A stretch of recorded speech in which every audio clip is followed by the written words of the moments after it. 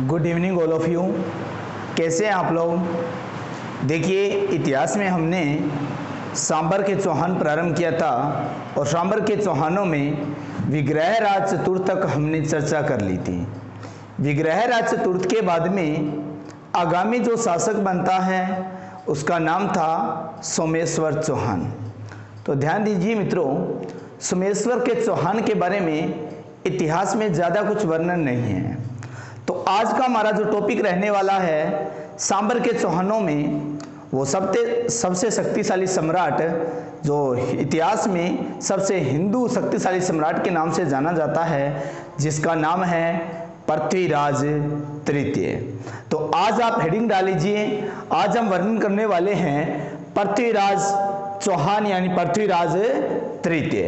देखिए, पृथ्वीराज के शासनकाल की बात की जाए तो पृथ्वीराज का शासनकाल है 1177 से लेकर 1192 ईस्वी। देखिए, इस पृथ्वीराज चौहान को हिंदुओं में सबसे शक्तिशाली सम्राट कहा जाता है। सबसे शक्तिशाली सम्राट कहा जाता है। हिंदुओं में जो सबसे शक्तिशाली सम्राट है वो कौन हो जाएगा? पृथ्वीराज तृतीय हो जाएगा।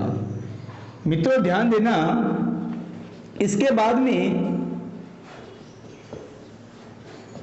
इस पृथ्वीराज की बात की जाए तो पृथ्वीराज का जन्म कहां पे हुआ था, कब हुआ था, इसके बारे में हम चर्चा करने वाले हैं। यानी पृथ्वीराज के जन्म से लेकर बाल्यावस्था में क्या संघर्ष देखा इसने, फिर जब शासन कार्य संभाला तो किन किन संघर्षों का सामना करना पड़ा, इसको हम लेकर आज चर्चा करने वाले हैं इसी क्लास में। तो सभी बने रहिए इस क्लास के साथ। ध्यान दीजिए, यानी हिंदुओं में सबसे शक्तिशाली सम्राट के नाम से जाना जाता है, जिसका नाम है पृथ्वीराज तृतीय। देखिए, इसके बाद में हम बात करें कि पृथ्वीराज का जन्म। तो ध्यान दीजिए मित्रों, पृथ्वीराज का जन्म कब हुआ? तो पृथ्वीराज का जन्म हुआ था 1166 ईस्वी। कब हुआ था? 1166 ईस्वी में पृथ्वीराज का जन्म हुआ था। हम विक्रमी संवत की बात की जाए, विक्रमी संवत यानी विक्रमी संवत के बारे में बात की जाए तो इसका विक्रमी संवत के अनुसार पृथ्वीराज का जो जन्म हुआ था वो हुआ था 1223 ईस्वी में। देखिए, पृथ्वीराज का जो जन्म है वो हुआ था 1166 ईस्वी में। विक्रमी संवत की बात करें तो 1223 ईस्वी में।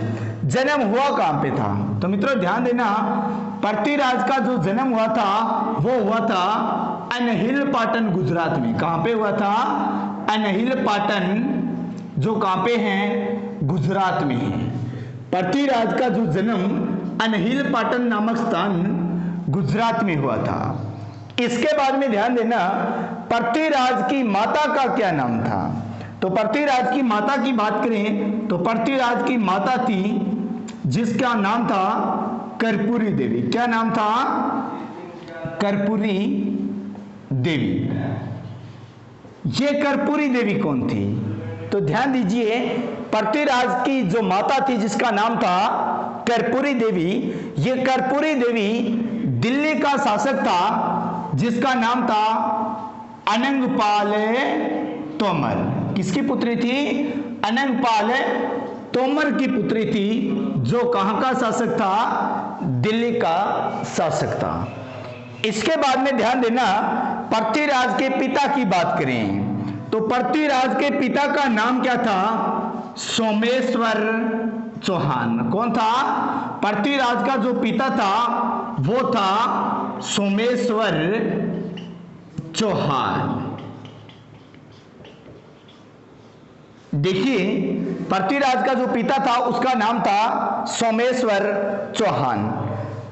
जो पृथ्वीराज 1166 में इसका जन्म होता है, तब ये बहुत छोटा था और 1166 से लेकर 1177 यानी 11 वर्ष तक जब ये पृथ्वीराज बाल्यावस्था में था, तब जो अजमेर का शासन था वो किसके द्वारा संचालित किया गया था? तो अजमेर का शासन जो संचालित किया गया था वो किया गया था माता कर्पूरी देवी के द्वारा। किसके द्वारा किया गया था? जो पृथ्वीराज चौहान की माता थी जिसका नाम था कर्पूरी देवी, जो 11 वर्ष तक जो शासन कार्य संभाला गया था वो माता कर्पूरी देवी के द्वारा संभाला गया था, जिसका साथ देने वाला यानी इसके दरबार में था जिसका नाम यानी कर्पूरी देवी का साथ देने वाला प्रधानमंत्री कौन था? तो आपसे पूछ लिया जाए कर्पूरी देवी का साथ देने वाला प्रधानमंत्री या मुख्यमंत्री। इसकी बात करें तो इस प्रधानमंत्री व मुख्यमंत्री के बारे में यानी इसका नाम मिलता है केमास। यानी केमास नामक व्यक्ति था जो कर्पूरी देवी का प्रधानमंत्री या मुख्यमंत्री था। इस केमास का एक नाम और भी मिलता है जिसका नाम है कदमवास। क्या नाम था? कदमवास या केमास के नाम से जाना जाता था। इतना समझ में आ गया होगा। एक तो इसके प्रधानमंत्री या मुख्यमंत्री केमास व कदमवास ने कर्पूरी देवी की 11 वर्षों तक सहायता की थी और इसी का एक सेनापति था जिसका नाम था भुवनमल। क्या नाम था? सेनापति था जिसका नाम था भुवनमल। देखिए मित्रों, यहां से जो राजस्थान पुलिस का जब एग्जाम हुआ था पीछे, उसमें यहां से बड़ा गजब का प्रश्न पूछा गया था। वो प्रश्न कैसा था? वो प्रश्न ऐसे था कि पृथ्वीराज यानी कर्पूरी देवी का सेनापति कौन था? तो सबसे जो फर्स्ट नंबर पर ऑप्शन था वो था केमास। क्या था? केमास। परंतु आपको मित्रों ध्यान क्या रखना है, इसमें अंतिम में जो ऑप्शन था उस पेपर में उसमें लिखा था भुवनमल। तो ध्यान दीजिए, जो कर्पूरी देवी का प्रधानमंत्री यानी जो मुख्यमंत्री था वो था कदमवास या केमास था। जो इसके बाद में सेनापति के बारे में बात की जाए कि कर्पूरी देवी का जो सेनापति था वो कौन था? तो कर्पूरी देवी का जो सेनापति था वो था भुवनमल। कौन था? भुवनमल, जो इनका संबंधी था। कौन था? इनका संबंधी था। इतना समझ में आ गया होगा। इसके बाद में हम आगे चलते हैं, तब तक लिए आप स्क्रीनशॉट ले लीजिए एक बार।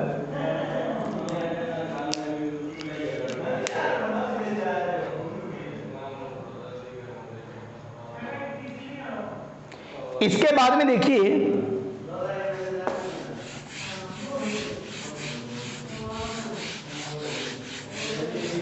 इसके बाद में देखिएगा पृथ्वीराज का जो जन्म 1166 ईस्वी यानी विक्रम संवत 1223 ईस्वी, या यूं कहे कि पृथ्वीराज का जन्म कहां पे हुआ था? अनहिल पाटन गुजरात में हुआ था। देखिए मैंने बताया था 1166 से लेकर 1177 यानी कितने वर्ष का समय है ये? 11 वर्ष का। कितने वर्ष का समय है? 11 वर्ष का है।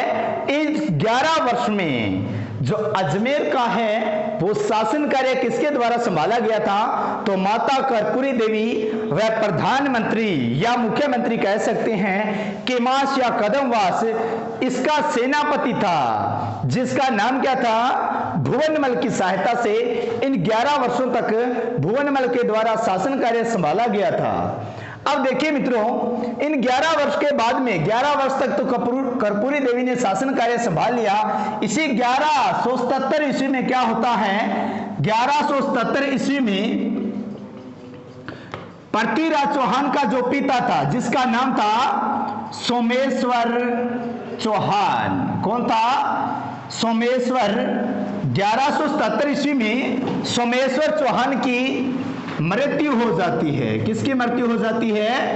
मृत्यु हो जाती है जब पिता का साया सर से उठ जाता है पृथ्वीराज के। तो 1177 ईस्वी में पृथ्वीराज ने शासन कार्य संभाला था। कितनी वर्ष की आयु में? 11 वर्ष की आयु में पृथ्वीराज ने शासन कार्य संभाला था। यानी 1177 ईस्वी में किसकी मृत्यु हो गई है? सोमेश्वर चौहान, जो किसका पिता था? पृथ्वीराज तृतीय का पिता था। इस सोमेश्वर चौहान की जो हत्या करने वाला था वो कौन था? तो मित्रों ध्यान देना, यह सोमेश्वर चौहान आबू का शासक था जिसका नाम मिलता है हमें जैतर सिंह। इसी सोमेश्वर चौहान ने जो आबू का शासक था, इस आबू के शासक की सहायता की थी। आबू का शासक था जिसका नाम था जैतर सिंह। क्या नाम था? जैतर सिंह था। और इसी जैतर सिंह की सहायता किसके खिलाफ की थी? इसी जैतर सिंह पर जो गुजरात का शासक था, गुजरात का शासक था जिसका नाम था भीम सिंह द्वितीय। कौन था? गुजरात का जो चालुक्य शासक था जिसका नाम था भीम सिंह द्वितीय। इस भीम सिंह द्वितीय ने इस जैतर सिंह पे क्या किया था? आक्रमण किया था। क्या किया था? आक्रमण किया था। और इसी सोमेश्वर चौहान यानी पृथ्वीराज चौहान का पिता इसी आबू के शासक जैतर सिंह की क्या करता है? सहायता करता है। क्या करता है? सहायता करता है। और इसी सहायता के बदले में इस सोमेश्वर चौहान की हत्या कौन कर देता है? भीम सिंह हत्या कर देता है। कौन कर देता है? भीम सिंह, जो चालुक्य शासक था जिसने हत्या कर दी। किसकी? सोमेश्वर चौहान की हत्या कर दी। कब कर दी? 1177 ईस्वी में। तो मित्रों ध्यान देना, 1177 में जब सोमेश्वर चौहान की हत्या हो जाती है, तब 1177 ईस्वी में शासक कौन बन जाता है? पृथ्वीराज चौहान, जो कितनी वर्ष की आयु में बनता है? 11 वर्ष की आयु में शासक बनता है। तो ध्यान दीजिएगा, अब हम इसको शासक बनाते हैं। किसको? पृथ्वीराज चौहान को। ये तो था इसके बाल्यावस्था से संबंधित कुछ फैक्ट। अब देखिए,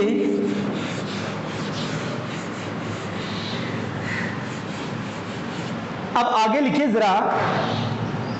पृथ्वीराज चौहान 11 वर्ष की आयु में, पृथ्वीराज चौहान 11 वर्ष की आयु में 1177 ईस्वी में अजमेर का शासक बनता है। पृथ्वीराज चौहान 11 वर्ष की आयु में 1177 ईस्वी में अजमेर का शासक बनता है। अब देखिए, जब पृथ्वीराज चौहान 11 वर्ष की आयु में अजमेर का जब शासक बन जाता है, तब यह किन किन चुनौतियों का सामना करता है? तो ध्यान देना, एक बार जो मैं करा रहा हूं वो लिखना नहीं है, फिर आपको जो मेन फैक्ट है वो मैं लिखवा दूंगा। देखिए, मैं अभी समझाने का प्रयास कर रहा हूं, वो ध्यान देना, लिखना नहीं है कुछ, कॉपी बंद कर देना। देखिएगा,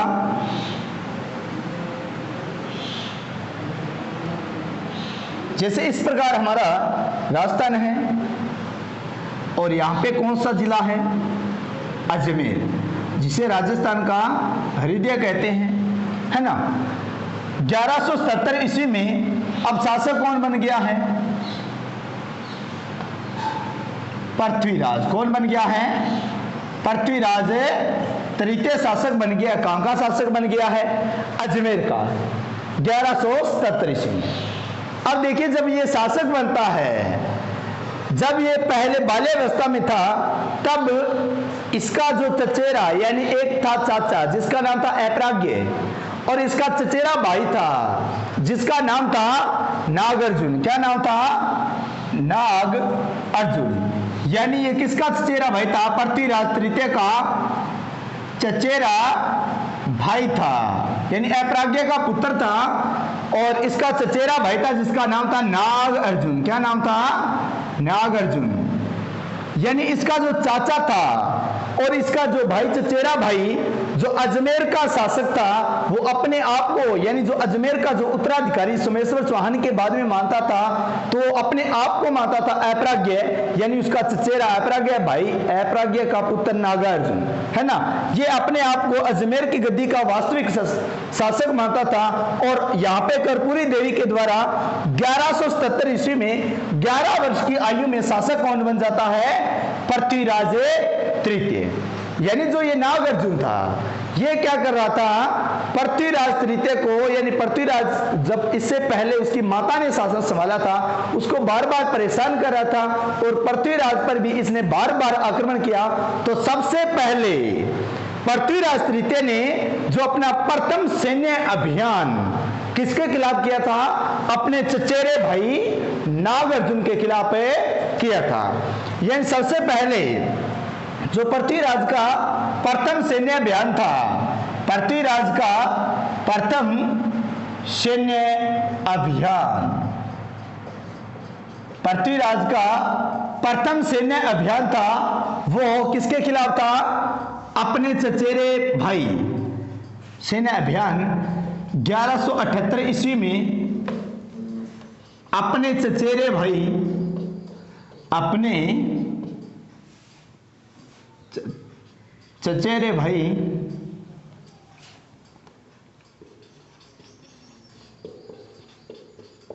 नागार्जुन के खिलाफ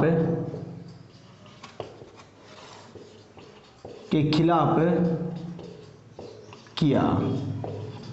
यानी सबसे पहला जो प्रथम सैन्य अभियान था पृथ्वीराज तृतीय का, वो प्रथम सैन्य अभियान कौन सा था? नागार्जुन के खिलाफ किया था। वो कब किया था?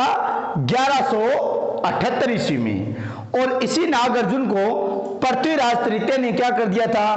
पराजित कर दिया था। क्या कर दिया था? खिलाफ किया था। और इसमें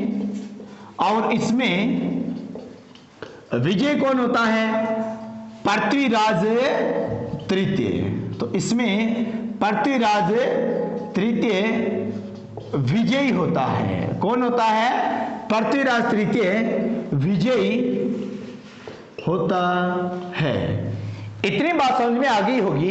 यानी जो अपना प्रथम सैन्य अभियान अपने चचेरे भाई नागार्जुन के खिलाफ था, और इस नागार्जुन को क्या कर दिया था? पराजित कर दिया था। यानी पृथ्वीराज तृतीय क्या हो गया था? विजयी हो गया था। देखिए, अब अपने चचेरे भाई को तो इसको पराजित कर दिया। इसके बाद में पृथ्वीराज के सामने जो समस्या थी, जो परेशानी थी, वो सबसे बड़ी थी। वो कौन सी थी? देखिए, इसके खिलाफ यानी जब ये शासक बनता है तो शासक बनते ही इसके सामने बहुत सारी समस्या खड़ी हो जाती है। तो वो समस्या क्या थी? सबसे पहले अपने चचेरे भाई को पराजित किया। इसके बाद में ध्यान देना, इसके बाद में ये नोट कर लिया होगा, इसको नोट कर लेना जल्दी।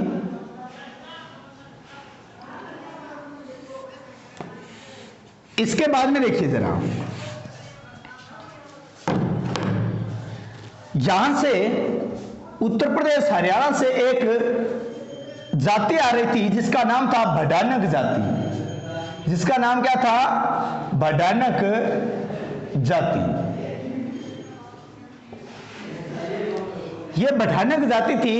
इस भडानकों को जो मुख्य सरदार था, यानी एक भडानक जाति थी, इनका जो मुख्य सरदार था जिसका नाम था देवा। क्या नाम था? देवा। यानी जो भडानकों का जो मुख्य सरदार था जिसका नाम था देवा। और ये भडानक जाति धीरे धीरे जो भारत के राज्य थे उन पर अधिकार करते हुए आगे बढ़ रही थी। इसी भडानक जाति ने क्या किया था? यहाँ पे आते आते, यानी चूरू जिला है, चूरू का एक शासक था जिसका नाम था रायसिंह। क्या नाम था? रायसिंह। इस चूरू के शासक रायसिंह को पराजित करके ये भडानक जाति धीरे धीरे आगे बढ़ रही थी। और आगे बढ़ते बढ़ते इसका शासन, यानी ये अपना विस्तार भरतपुर तक कर चुकी थी। कहां तक कर चुकी थी? राजस्थान में भरतपुर में प्रवेश कर चुकी थी। तब पृथ्वीराज तृतीय को लगा अगर इसको यहां से नहीं खदेड़ा तो भविष्य में इन्हीं का प्रभाव पूरे राजस्थान में हो जाएगा। किसका? भडानक जाति का। तो सबसे पहले 1178 में जो चचेरे भाई नागार्जुन को पराजित करने के बाद में जो इसका दूसरा अभियान था 1182 ईस्वी में, कब?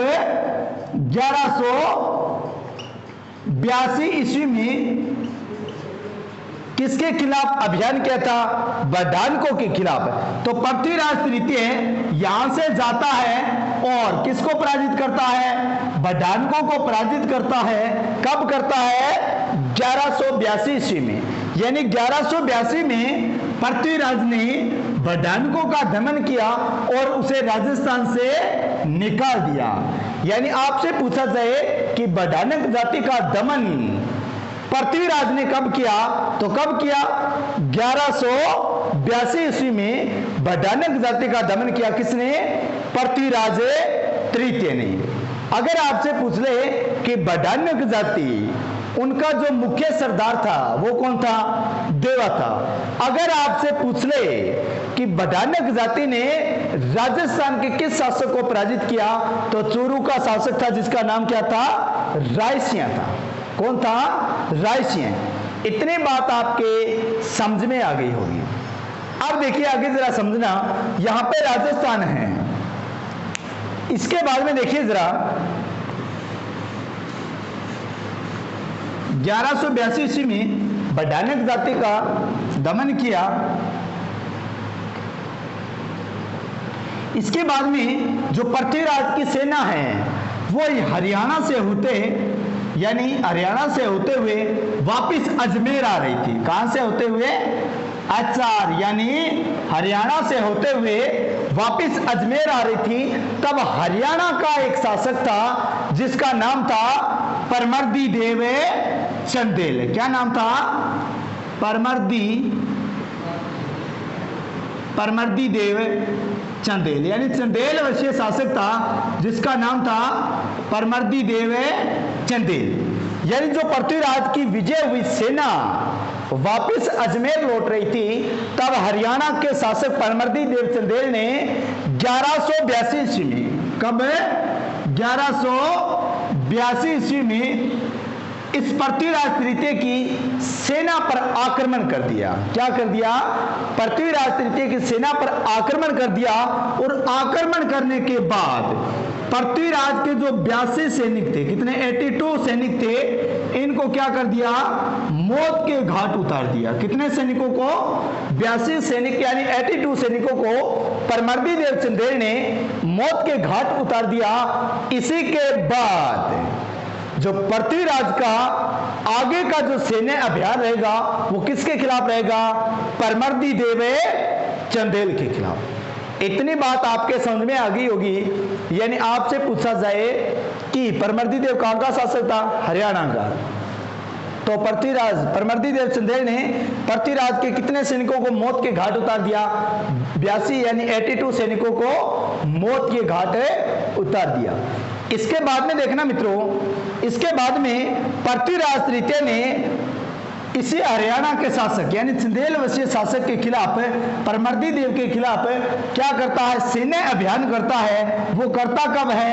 1182 ईस्वी में। कब करता है? 1182 ईस्वी में। इसी परमर्दी देव को, परमर्दी देव के दो सेनापति कहा जाता है। इसी परमर्दी देव के दो जो सेनापति थे वो कौन थे? आला व उदल। कौन था? आल्हा व उदल। किसके सेनापति? आपसे पूछ लिया जाए आला व उदल किसके सेनापति है, तो किसके सेनापति है? परमर्दी देव चंदेल के। 1182 ईस्वी में परमर्दी देव के खिलाफ जब पृथ्वीराज चौहान अब सैन्य अभियान करता है, तब क्या होता है? इसी परमर्दी देव चौहान ने अपने सेनापति जिसका नाम मिलता है आला व उदल, इसको क्या कर देता है? भेज देता है। और परमर्दी देव चंदेल के सेनापति आला व उदल व पृथ्वीराज के मध्य एक युद्ध होता है। वो युद्ध होता है महोबा नामक स्थान पे। कहां पे होता है? महोबा नामक स्थान पे। महोबा नामक स्थान पे युद्ध होता है। इसे हम इतिहास में तुमुल का युद्ध भी कह सकते हैं। क्या कह सकते हैं? तुमुल का युद्ध। यानी आपसे पूछा जाए महोबा व तुमुल का युद्ध कब हुआ था, तो कब हुआ था? 1182 ईस्वी में। किस किस के मध्य हुआ था? परमर्दी देव चंदेल व पृथ्वीराज तृतीय के मध्य। और परमर्दी देव के सेनापति जिसका नाम था आला व उदल। इतनी बात समझ में आ गई होगी। यानी जो महोबा यानी तुमुल का युद्ध होता है वो कब होता है? 1182 ईस्वी में तुमुल का युद्ध होता है, जिसमें विजयी कौन हो जाता है? इसी महोबा व तुमुल के युद्ध में विजयी पृथ्वीराज तृतीय होता है। कौन होता है? पृथ्वीराज तृतीय इस युद्ध में क्या हो जाता है, विजयी होता है। और जो परमर्दी देव के सेनापति थे, जिसका नाम तो मैंने बताया है क्या, आला व उदल, इस युद्ध में लड़ते हुए क्या हो जाते हैं, वीर गति को प्राप्त हो जाते हैं, यानी आला व उदल मारे जाते हैं। इतनी बात समझ में आ गई होगी। देखिए, आपसे पूछा जाए क्या कि महोबा का युद्ध कब हुआ, 1182 ईस्वी में। इसमें भाग लेने वाले परमर्दी देव के सेनापति का नाम क्या था, तो आला व उदल था। और इसमें आला उदल वीरगति को प्राप्त हो गए थे। और इसमें विजय कौन हो गया था, पृथ्वीराज तृतीय विजयी हो गया। अगर आपसे पूछ लिया जाए, देखिए मित्रों, आज का जो सिस्टम है वहां पे काफी गजब का प्रश्न पूछा जाता है। आज पहले पूछा जाता था सन, है ना, आज वर्तमान में क्या पूछा जाता है, उसकी तारीख यानी वो डेट क्या है। तो आपसे पूछा जाए कि जो महोबा नामक स्थान है वो है कहां पे, तो मित्रों ध्यान देना, जो महोबा नामक स्थान है वो नवाटापुर यूपी में है। कहां पे है, वाटापुर यूपी। इतनी बात समझ में आ गई होगी।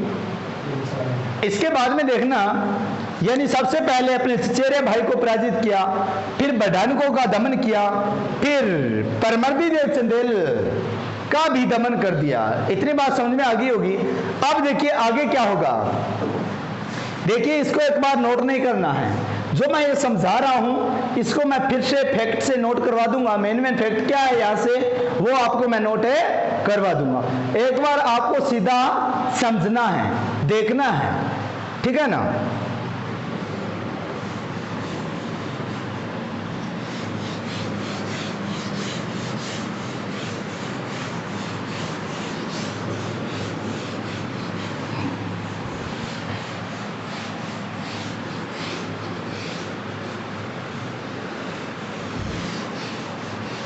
अब देखिए जरा,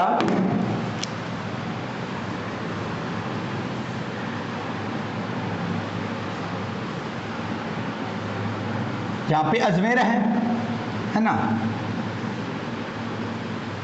यहां पे शासक कौन है, पृथ्वीराज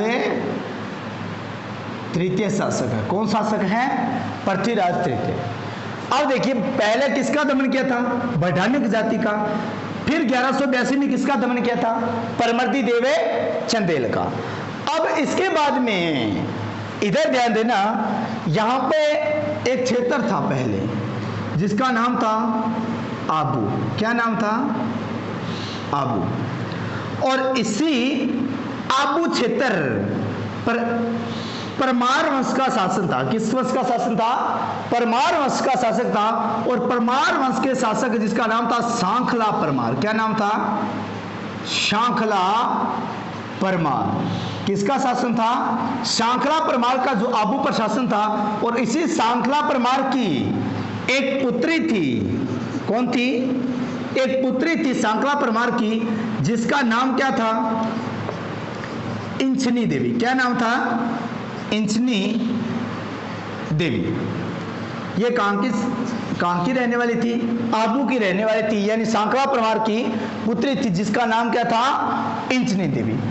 देखिए, यहां पे शासक है पृथ्वीराज तृतीय। और ये क्षेत्र है वो कौन सा है, गुजरात है। कौन सा है, गुजरात। और गुजरात में चालुक्य शासक था, जिसका नाम था,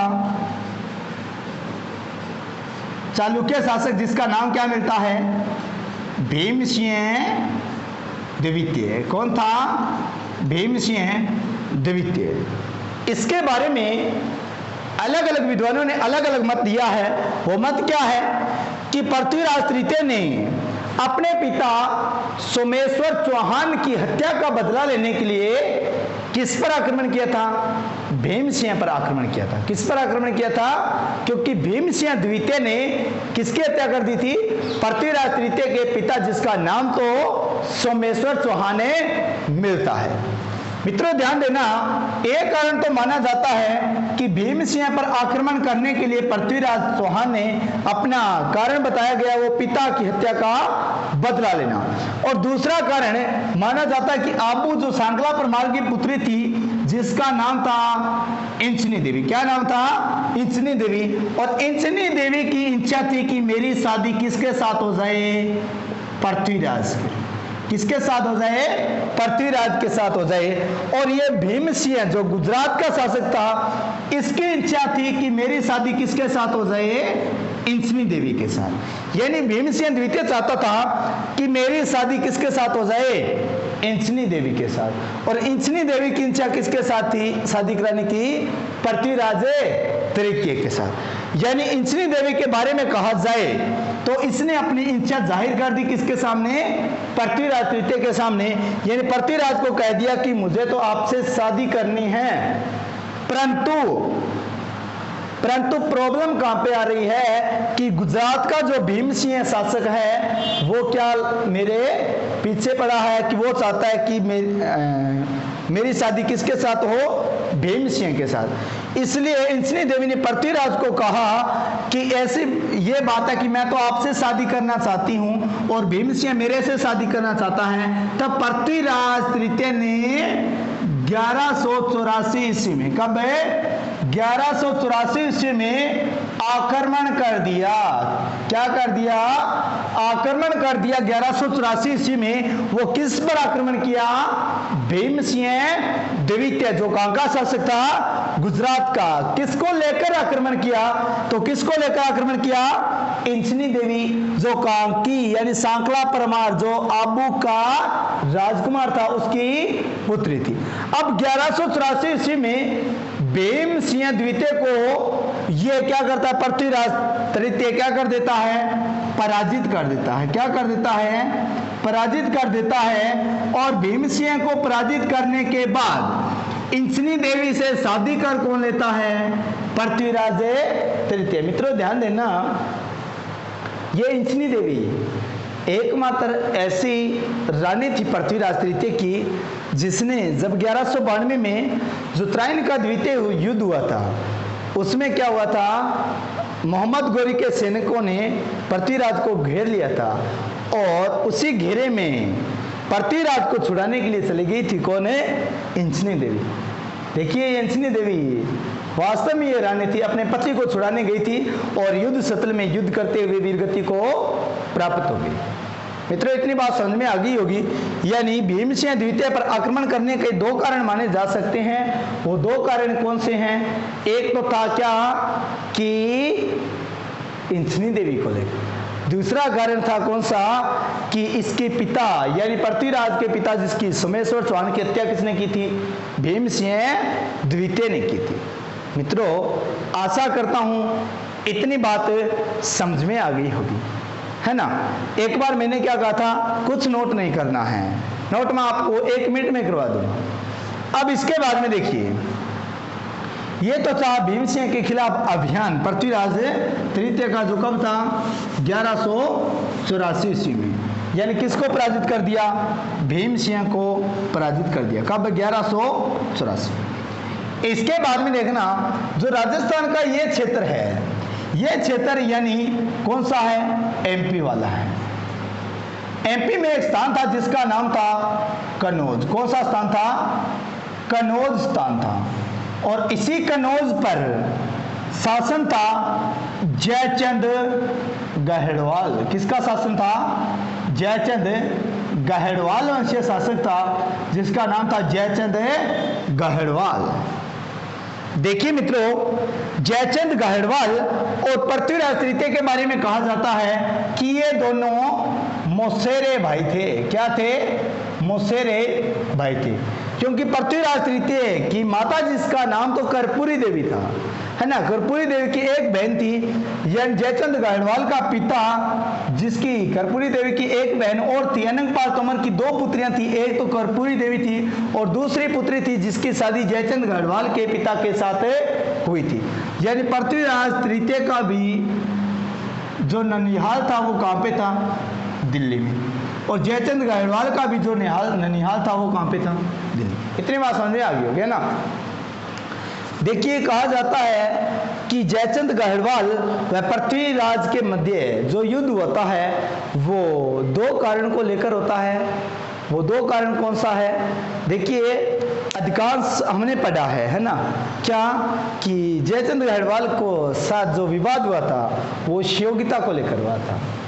मित्रों ध्यान देना, बिल्कुल आपकी बात सराहनीय है, परंतु जो आजकल कंपटीशन का जमाना है ना, उसमें प्रश्न बड़ा घुमा फिरा के पूछा जाता है। वो कैसे प्रश्न पूछा जाएगा? देखिए, जयचंद गाहड़वाल पर युद्ध करने के कारण, यानी पृथ्वीराज तृतीय ने क्यों आक्रमण किया, या जयचंद गाहड़वाल के साथ उनका युद्ध होने का कारण क्या रहा हुआ? तो कारण, एक तो कारण माना जाता है शिवयोगिता वाला, दूसरा कारण माना जाता है कि जो पृथ्वीराज तृतीय का नाना था, जिसका नाम अनंगपाल तोमर था, उसने क्या कर दिया था, जो ये पृथ्वीराज तृतीय है, अनंगपाल तोमर वृद्ध था, यानी उसकी दो पुत्रियां थी, और जो दिल्ली का शासन था वो किसको सौंप दिया था? पृथ्वीराज तृतीय को सौंप दिया था। तब जयचंद गाहड़वाल को गुस्सा आ जाता है कि यह शासन मेरे को क्यों नहीं सौंपा गया। एक कारण ये भी रहा होगा कि दिल्ली की सत्ता अनंगपाल तोमर ने किसके हाथों दे दी? पृथ्वीराज तृतीय के हाथों में दे दी। इसलिए जयचंद गाहड़वाल व पृथ्वीराज तृतीय के मध्य क्या हो गया? आक्रमण, यानी युद्ध हुआ। दूसरा कारण क्या था? इसी जयचंद गाहड़वाल की एक पुत्री थी जिसका नाम क्या मिलता है? शिवयोगिता। क्या नाम मिलता है? शिवयोगिता। छोटी सी कहानी बता देता हूं, वैसे आपको सीधा ही पढ़ना है। देखिए, कहानी, हमारा उद्देश्य कहानियों को पढ़ाना नहीं है, हमारा उद्देश्य सीधा मेन फैक्ट पर बात की जाए, क्योंकि कहानियां कभी एग्जाम में न तो पूछी जाती और न ही पूछी जाएगी। आपको ज़्यादा यहाँ पे जो कहानी बता रहा हूँ उसको ज़्यादा इंटरेस्ट नहीं लेना है, क्योंकि वहाँ से प्रश्न नहीं आएगा। आपको मेन फैक्ट याद रखनी है। देखिएगा, जयचंद गाहड़वाल की पुत्री थी जिसका नाम था शिवयोगिता। शिवयोगिता व पृथ्वीराज तृतीय के मध्य कहा जाता है कि प्रेम प्रसंग था। क्या था? इनके मध्य प्रेम था। किसके मध्य? शिवयोगिता व पृथ्वीराज तृतीय के मध्य प्रेम प्रसंग था। शिवयोगिता किसकी पुत्री थी? जयचंद गाहड़वाल की पुत्री थी। अब देखिए, एक दिन समय, यानी इस बात का पता चल गया था जयचंद गाहड़वाल को कि शिवयोगिता व पृथ्वीराज तृतीय दोनों आपस में प्रेम करती हैं। तो जयचंद गाहड़वाल ने इनका जो प्रेम प्रसंग था उसकी अवहेलना की थी। ये जयचंद गाहड़वाल को गुस्सा आ गया था, ये नाराज था पृथ्वीराज तृतीय से, क्योंकि ये शिवयोगिता व पृथ्वीराज तृतीय के यानी प्रेम प्रसंग को लेकर। देखिए, जयचंद गाहड़वाल को इस बात का पता चलता है कि पृथ्वीराज तृतीय व शिवयोगिता एक दूसरे को प्रेम करती है, पृथ्वीराज तृतीय व शिवयोगिता के मध्य एक दूसरे के मध्य प्रेम है। तो जयचंद गाहड़वाल ने क्या किया? तो जयचंद गाहड़वाल ने एक स्वयंवर रचा, एक राजसूय यज्ञ करवाया। कौन सा यज्ञ करवाया? राजसूय यज्ञ करवाया, और उसमें स्वयंवर रचा। किसका स्वयंवर रचा? शिवयोगिता का। किसका स्वयंवर रचा? शिवयोगिता का। मित्रों ध्यान देना जरा, मैं फिर से बात कर लेता हूं।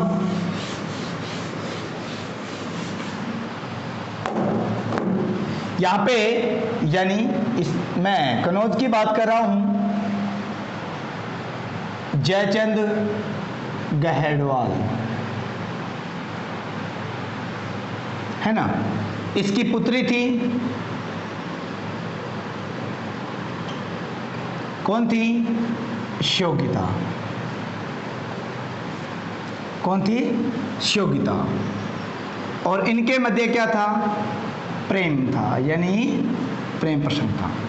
और इसकी अवहेलना करते हुए जयचंद गाहड़वाल ने एक यज्ञ करवाया। क्या करवाया? यज्ञ करवाया।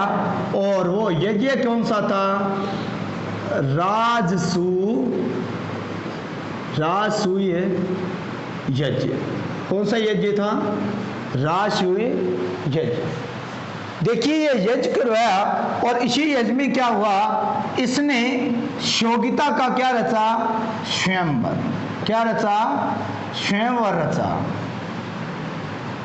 किसका स्वयंवर था? शिवयोगिता का। यानी शिवयोगिता अपने पति का चुनाव स्वयं करेगी। कौन सा यज्ञ करवाया? राजसूय यज्ञ करवाया। और किसका स्वयंवर रचा? शिवयोगिता का। इस स्वयंवर में क्या होता है? सभी राजाओं को इस जयचंद गाहड़वाल ने इनविटेशन कार्ड भेजा था, यानी सभी राजाओं को इस जयचंद गाहड़वाल ने बुलाया था, परंतु किसको नहीं बुलाया? पृथ्वीराज तृतीय को नहीं बुलाया। पृथ्वीराज तृतीय को पता चल गया, पृथ्वीराज तृतीय ने कहा चलो कोई बात नहीं, नहीं बुलाया कोई दिक्कत नहीं, इसने सहन कर लिया। जब सभी राजाओं को बुलाया गया, यानी सभी राजा इस प्रकार बैठे हैं, सभी राजा इस प्रकार बैठे हैं, सभी राजा इस प्रकार बैठे हैं। जब बैठे हैं तो ये अपनी जो चप्पलें हैं वो यहां पे ऐसे उतार के आ रही हैं। कौन है? राजा। इनकी जो चप्पलें थी वो उतार के आ रहे हैं। पृथ्वीराज तृतीय ने कहा कोई बात नहीं है, मुझे नहीं बुलाया, कोई दिक्कत नहीं है। परंतु जो ये अपनी ये बाहर है यानी द्वारपाल है, उसी जगह पर इस पृथ्वीराज की एक लोहे की प्रतिमा बना दी। क्या बना दी? लोहे की प्रतिमा बना दी। किसकी बना दी भाई? पृथ्वीराज तृतीय की प्रतिमा बना दी, है ना। इस प्रकार प्रतिमा बना दी। पृथ्वीराज तृतीय ने फिर भी सहन कर लिया, कोई बात नहीं, अपमान ही किया है, कोई दिक्कत नहीं। फिर क्या होता है, इस योग्यता को जयचंद गाइडवाल के द्वारा कहा जाता है कि तुम अपने पति का चुनाव कर, यानी स्वयंवर, स्वयंवर यानी अपने पति का चुनाव करो। तो योग्यता ने क्या किया, यहां से चलना प्रारंभ किया और यहां से चलती चलती इधर देखती देखती यहां से फिर से इन राजाओं को देखती देखती और जो माला थी वो जाकर किसके गले में डाल दी? पृथ्वीराज तृतीय के गले में डाल देती है। कौन है? योग्यता। अब देखिए जरा, जब योग्यता इस माला को पृथ्वीराज तृतीय के गले में डाल देती है, इस बात का पता चलता है किसको? पृथ्वीराज तृतीय को। पृथ्वीराज ने फिर भी कहा कोई बात नहीं, सारा सिस्टम सेट हो जाएगा।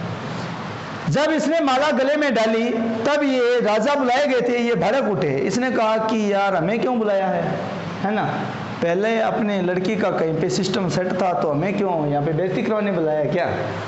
तब क्या होता है, इस योग्यता को जयचंद गाइडवाल के द्वारा क्या कर लिया जाता है? बंदी बना लिया जाता है। क्या बना लिया जाता है?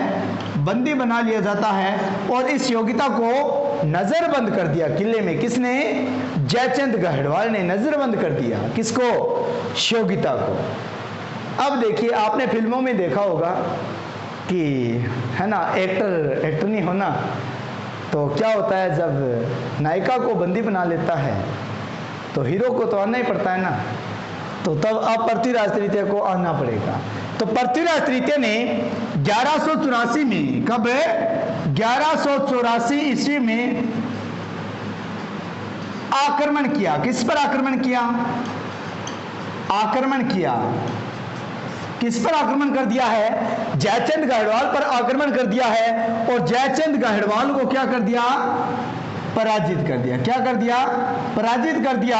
और जयचंद गाइडवाल को पराजित करने के बाद जो योग्यता थी उसको यहां से उठाकर फिर कहां पे ले जाता है? अजमेर ले जाता है। और कहा जाता है कि पृथ्वीराज तृतीय ने योग्यता के साथ कौन सा विवाह किया था? तो कौन सा विवाह किया था? गंधर्व विवाह किया था। कौन सा विवाह किया था? गंधर्व विवाह है। ये गंधर्व विवाह क्या होता है? देखिए, हिंदू धर्म है ना, उसमें जो लव मैरिज होती है ना, उसको कहा जाता है गंधर्व विवाह। और गंधर्व विवाह किसने किया था? पृथ्वीराज तृतीय ने। किसके साथ किया था? योग्यता के साथ। यानी जयचंद गाइडवाल को पराजित कब किया था? 1184 ईस्वी में। इतनी बात आपके समझ में आ गई होगी। मित्रों, एक बात ध्यान रखना, यहां से एक बड़ा गजब का प्रश्न पूछा जा सकता है। ये चीजें पूछ ली गई है, पृथ्वीराज के साथ कौन सा विवाह किया था, किस कारण जयचंद गाइडवाल व पृथ्वीराज के मध्य युद्ध हुआ था, है ना, ये सभी बातें पूछ ली गई है। अब यहां से प्रश्न पूछा जाएगा तो वो प्रश्न एक बड़ा गजब का प्रश्न पूछा जा सकता है। क्या पूछा जा सकता है कि योग्यता ने जो पृथ्वीराज के गले में जो माला डाली थी उसका नाम क्या था? तो उस माला का नाम था सरस्वती माला। क्या नाम था? सरस्वती माला। इतनी बात आपके समझ में आ चुकी होगी। अब देखिए जयचंद गाडवाल को गुस्सा आ जाता है और गुस्सा आने के बाद में फिर क्या करता है वो मैं अभी बताता हूं। पहले जो आज मैंने कराया है उतना जल्दी जल्दी से लिख लीजिए, देखिएगा जरा।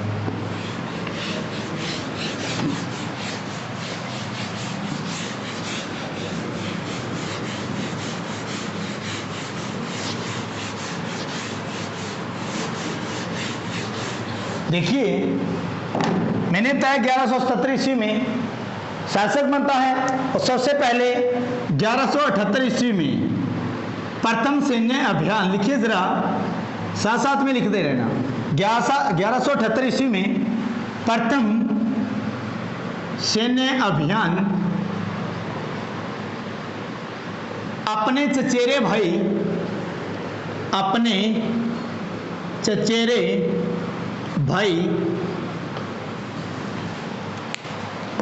चचेरे भाई नागार्जुन के खिलाफ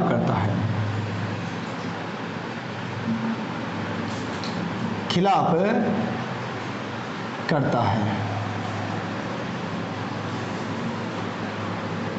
और इसी युद्ध में इस युद्ध में पृथ्वीराज विजयी होता है। लिख लिया होगा। इसके बाद में 2 नंबर पॉइंट लिखिए जरा। 1182 ईस्वी में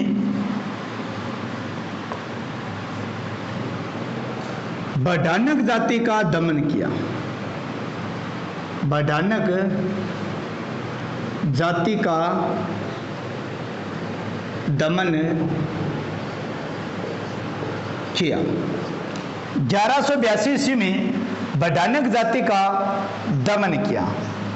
अब इसमें लिखिए जरा, आपसे पूछ ले बडानकों का सरदार, तो लिखिए बडानकों का सरदार देवा बडानक था। कौन था? देवा बडानक। लिख लिया क्या? इसके बाद में लिखिए जरा, देवा बडानक था। इसके बाद में लिखिए बडानक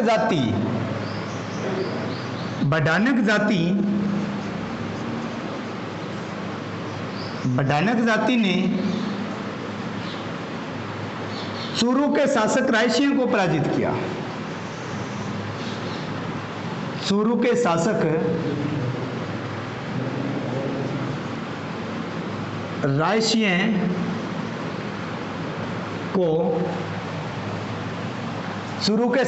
रायसिंह को पराजित किया। लिख लिया क्या? बडानक जाति का दमन किया कब किया? 1182 ईस्वी में। इतना लिख लिया क्या? इसके बाद में लिखिए 1184 ईस्वी में पृथ्वीराज तृतीय ने 1184 ईस्वी में पृथ्वीराज तृतीय ने गुजरात के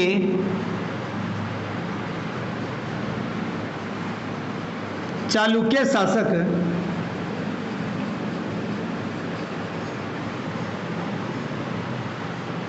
भीमसिंह द्वितीय को पराजित किया। भीमसिंह द्वितीय को पराजित किया।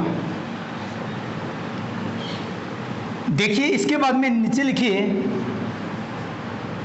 भीमसिंह द्वितीय को पराजित करने के भीमसिंह द्वितीय पर युद्ध करने के कारण।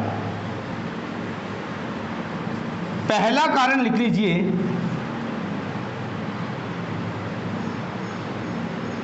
इंचनी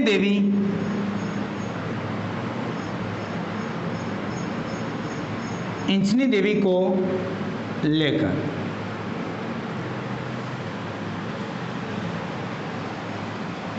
इसके बाद में दूसरा जो कारण है वो कौन सा है? देखिए ऊपर लिख देता हूं, इसको नोट कर लिया होगा।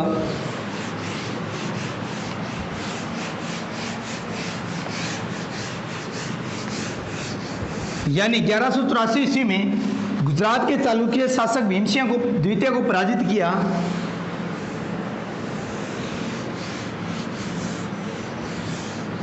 और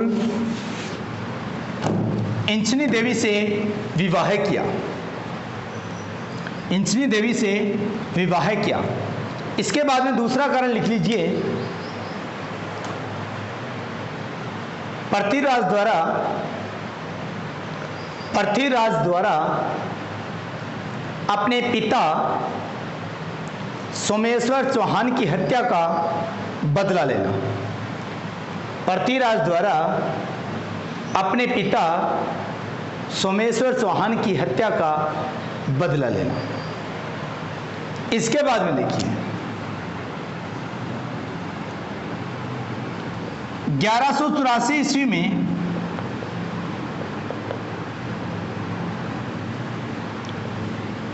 कनौज के शासक, कनौज कहाँ पे है? एमपी में, यानी मध्य प्रदेश में। कनौज के शासक जयचंद गहड़वाल को पराजित किया। जयचंद गहड़वाल कनौज के शासक जयचंद गहड़वाल को पराजित किया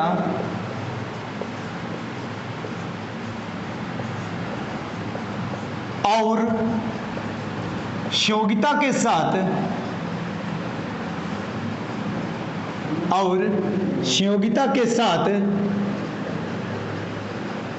गंधर्व विवाह किया।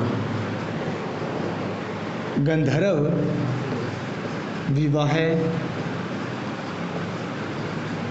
किया। देखिए मित्रों, एक फैक्ट और है, वो वैधानिक जाति के बाद में लिखना था, चलो यहां पे लिख लीजिए। 1182 ईस्वी में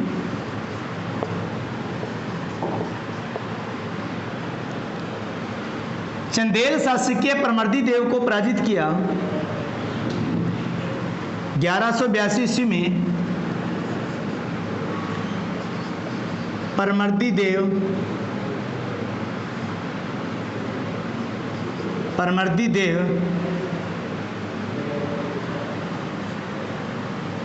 देव के सेनापति, ऐसे लिखना जरा, परमर्दी देव के सेनापति आला व उदल के मध्य 1182 ईस्वी में परमर्दी देव के सेनापति आला व उदल व पृथ्वीराज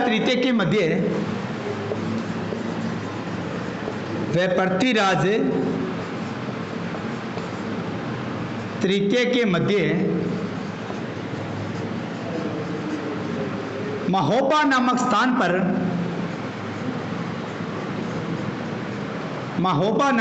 पर तुमुल का युद्ध हुआ, जिसमें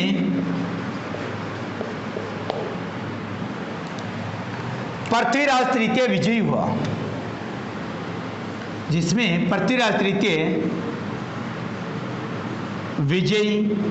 हुआ। और परमर्दी देव के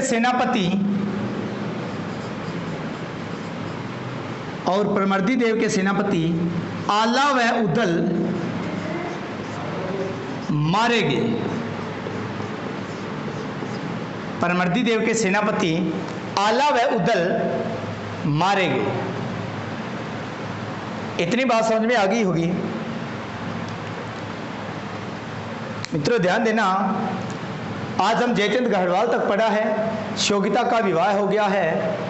और इसके बाद में ध्यान रखना, जयचंद गढ़वाल के बारे में कहा जाता है कि ये चला जाता है वहाँ पे गौर प्रदेश में और वहाँ पे आमंत्रित करता है मोहम्मद गोरी को आक्रमण करने के लिए।